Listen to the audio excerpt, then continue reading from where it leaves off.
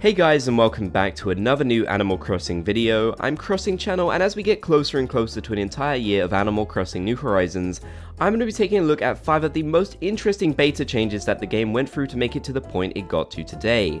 I'll be joined by my friend and fellow YouTuber Mayor Mori, and we'll be taking a look at an interview with the developers which shows off the development of the game, including early screenshots of New Horizons, as well as the very first trailer for New Horizons which has some very interesting details.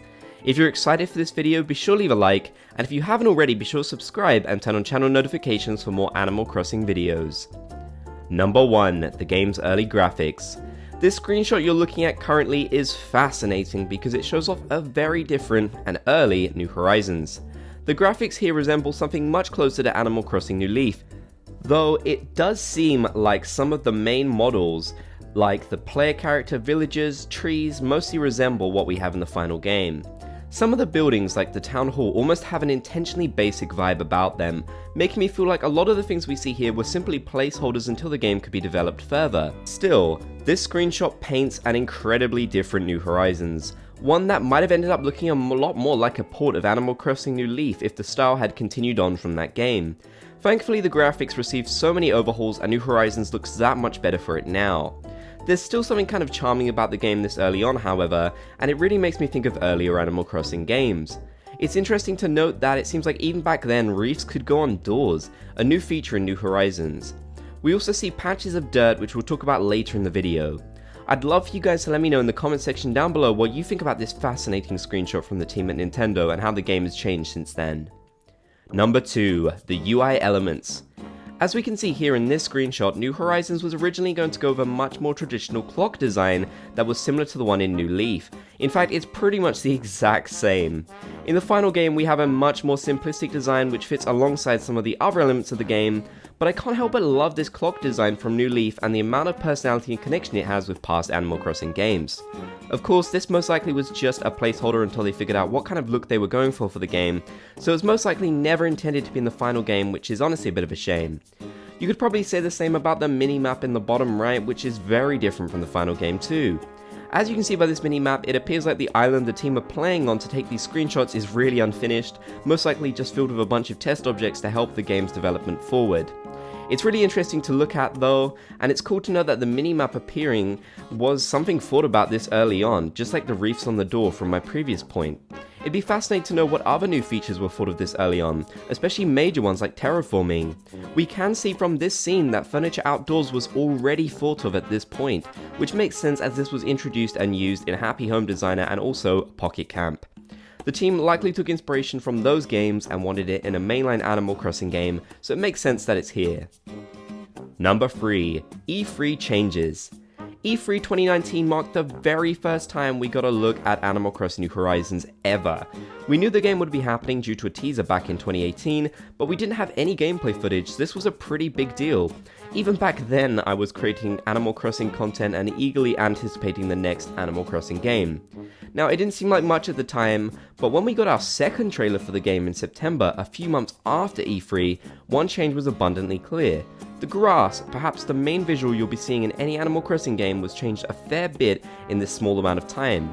The game didn't really change too much from this first trailer until release, but this one change is super noticeable and definitely one talking about in this video due to the short amount of time between this and the next trailer, where the game looks practically identical to the one released in March.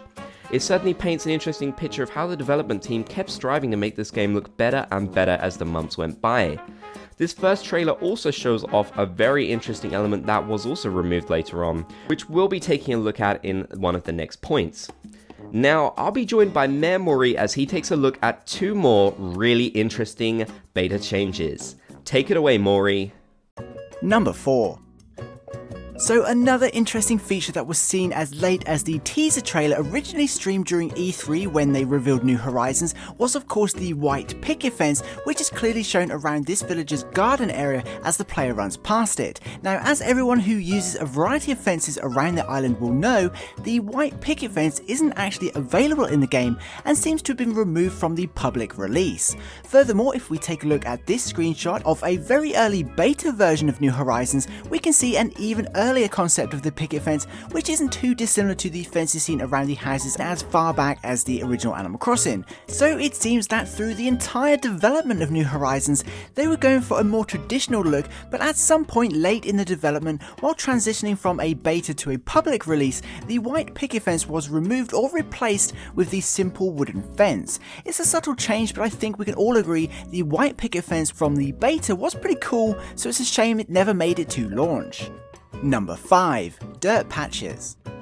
Moving on, if we take a look at another screenshot from a beta version of New Horizons, we can see quite a significant change that isn't too familiar. If you look closely at the grassy areas, you can see a handful of what appears to be dirt patches. Now, dirt patches are an iconic aesthetic from the original version of Animal Crossing, but later became what's known as grass deterioration, which is a mechanic where the grass would deteriorate over time the more the grass is used, revealing the dirt underneath. Of course, with it being a beta version or earlier, the lack of detail is to be expected, but it appears for some time during the development, dirt patches, which included a nice texture pattern, were going to be included, but for some reason they were removed before launch. Another possibility is that these dirt patches were an early concept of the path tool, or what became the path tool, but like the picket fences were adjusted or replaced for the public version of the game. But what do you think? Are these areas dirt patches with grass deterioration, or is this an early concept of the dirt path? Let us know your thoughts in the comments below. So there we have it, that was a whole bunch of beta changes and adjustments made to New Horizons before the game was released. I'd just like to thank Crossing Channel for inviting me over to take part in this video. It's always super fun, and of course thank you all for tuning in. I also run an Animal Crossing channel here on YouTube, so if you want to check out my channel, please head over to youtube.com/Mayor Mori. The link is in the description. Anyway, if you'd like to see us do more videos together in the future, be sure to comment collab just to let us know. These were 5 beta changes in Animal Crossing New Horizons. It's fascinating to see how the game has changed over time to make it to the point we have it at today. New Horizons may not be the perfect Animal Crossing game, but there's no denying that a lot of love, time, and detail went into making it, as is evidenced here. I really hope you guys enjoyed this video, and I'd love for you to leave a comment down below letting us know which of these changes was the most interesting to you. I just loved having a look at how New Horizons has changed over time. I think it's so interesting, and the game really is one of my all-time favorites now, and I can't wait to see how it continues to grow and get updated as the years go by. That's a very exciting thing for me. If you want to help support me and my channel, click the join button down below the video or the link in the description to become a channel member and a member of the Bob's Gang. You can get a whole bunch of really cool perks for doing so, such as exclusive emojis, a badge by your name, exclusive content and posts, and so much more, so be sure to check that out. Thank you guys so much for watching this video. I really hope you enjoyed. If you did, be sure to leave a like, show support, and if you haven't already, be sure to subscribe and turn on channel notifications for more Animal Crossing videos. You can check out my links and my merch in the description, and 2 Animal Crossing videos on the right side of the screen. Thank you once again for watching.